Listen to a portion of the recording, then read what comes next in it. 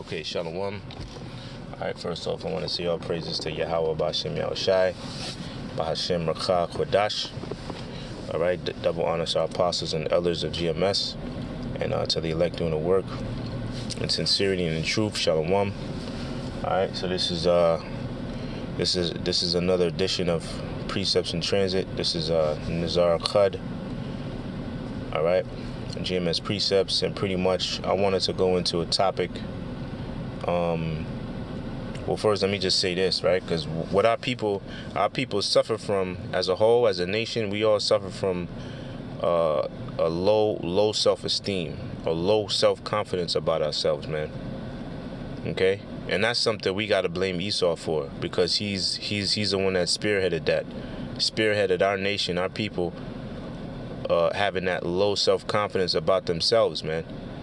All right, like for instance, if we knew that the characters in the scriptures, the characters in the Bible, the Most High, His Son, the prophets, all right, the men of renown that were in the scriptures, if we knew that they were, if the so-called Negroes, Latinos, and Native Americans knew that we derived from them, we would have a total different outlook about ourselves as a nation.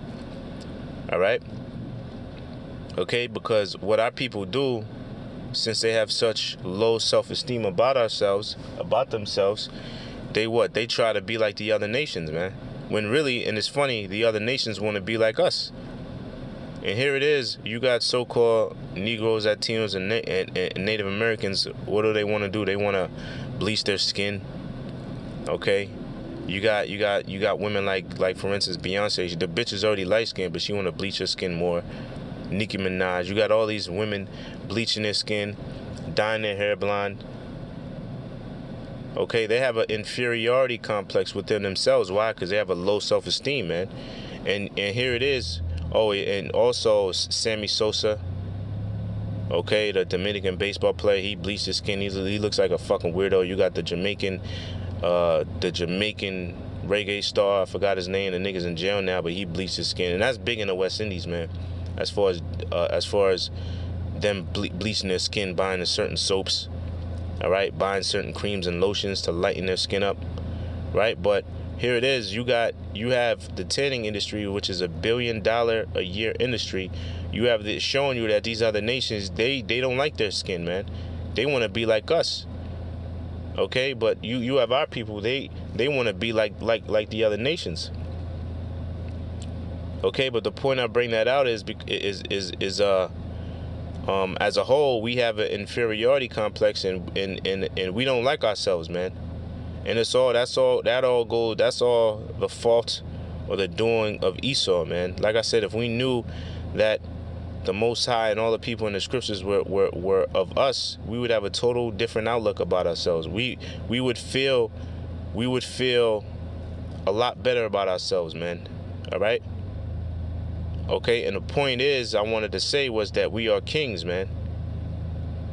All right, the men of Israel, we are kings, and we should start thinking and acting as such, having more of a self-confidence within ourselves, because the men, all right, the stories, Samson, you know, all the renowned stories in the scriptures, we gotta you know, and I know brothers is already doing that. This is just, I'm just reiterating, you know, or for maybe a brother that is new in the faith.